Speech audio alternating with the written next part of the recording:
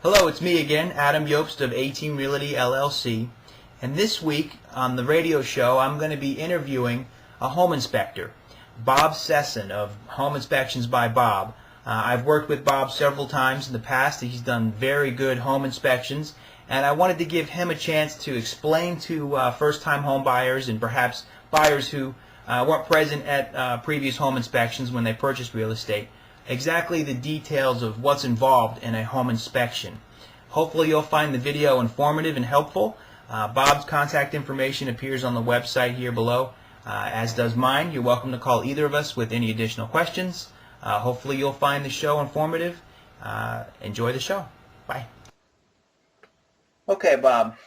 The first question that we have for you today is just a general question about home inspections. Why should home buyers do a home inspection, in your opinion? The first reason is to find hazardous, life-threatening, or potentially expensive items in a home they're looking to purchase. The second is to learn more about the home that they're thinking about purchasing. And the last is to remove surprises.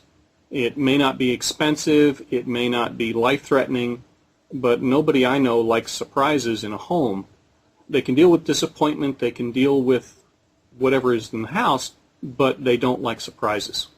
Right. I agree with that. Having gone through several home inspections and assisted buyers myself, surprises are what we want to avoid in real estate transactions. So it's a good idea, I agree with you, for a buyer to fully understand what they're purchasing, and a home inspection will allow them to do that. What areas of the house do you inspect while you do a home inspection? We basically cover the entire house from the foundation to the roof. We start on the outside. We're looking at the outside, the roof, the gutters, the windows, the doors, the penetrations where the cable guys made a mess. We're looking at the landscaping to see how it affects the water, and we do a lot more. We then go inside the house. We start at the front door. Does the front door open and close easily? Does it latch? Can I see daylight around the door like wind is getting in? We look at every outlet, switch, door, window. When we get to the bathrooms, we look at all the fixtures. We look at the plumbing. We look at the electrical. When we get in the kitchen, we look at the appliances. We look at the plumbing specific to that room.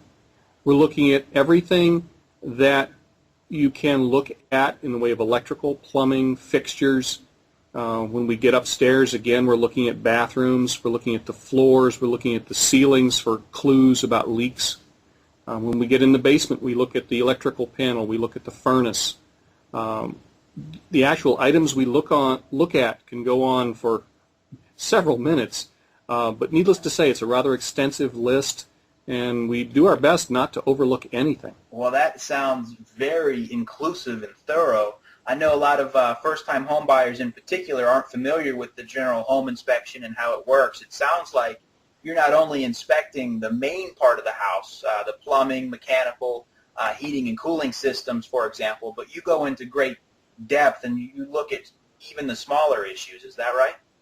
Correct. And sometimes the smaller issues lead us to something we wouldn't see otherwise. Because we look in every closet, we look in every cabinet, sometimes we'll see a clue in a closet that tells us that there's a problem somewhere else.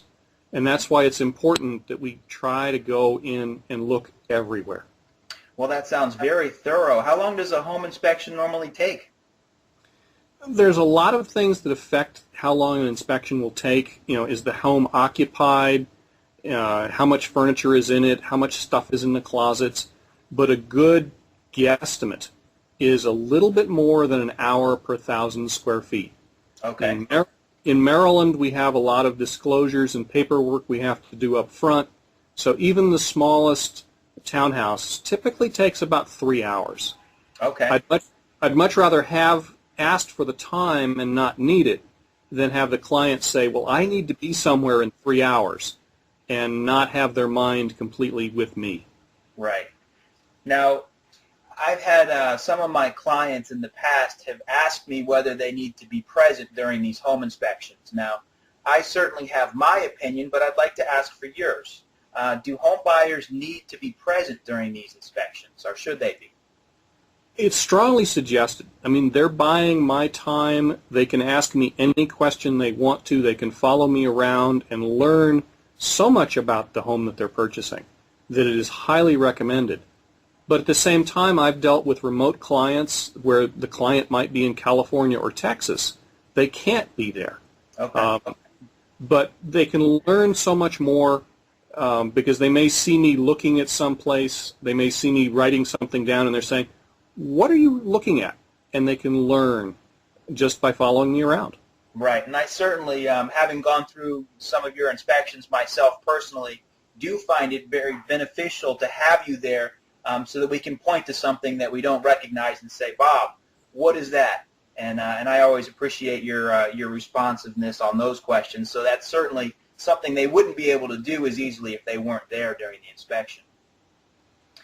My next question, Bob, has to do with the cost of these home inspections. Now that we know what the time involved in and how much work that you do go into when inspecting a house, how much does this inspection normally cost? We'd like to say it's less costly than a major repair, a surprise, a ruined party, or an injury. Okay. But that put aside, there's a lot of things that affect the price of an inspection. If people are just asking what's the range, we normally say start at 1/10 of 1% of the sale price of the house, and then it will probably be less than that. Okay. So a $450,000 home is typically less than $450. If people aren't comfortable with that, we can price it based on square footage, and it's typically around $185 to $195 per 1,000 square feet with a minimum. My minimum is $350. Okay. So that's helpful. I appreciate that, and it sounds like you have a couple of ways of putting together the price points. That's helpful. Thank you for sharing that. When you're doing a home inspection, what are the areas of the house that you feel are the most important to make sure that you inspect and you spend the most time doing the inspection? So are there particular areas in the house that you feel are deserving of a little bit more attention in terms of inspection? There's a number of areas that are more important because they affect life safety. Anything electrical, anything plumbing where it's involving water because it can create structural damage, anything that burns a fuel such as a gas furnace or an oil furnace because it can cause great damage or life safety. But at the same time, as we're going through the house is going to tell a story about how it's been taken care of. Since we're looking in so many different places and closets and cabinets, we're looking at electrical outlets. The house itself will direct us where to look for problems. Okay. The state mandates that what we look at, and it's rather a long list that we talked about earlier, but oftentimes we can look at the house and learn, and the house will tell us, look here, and you'll see something.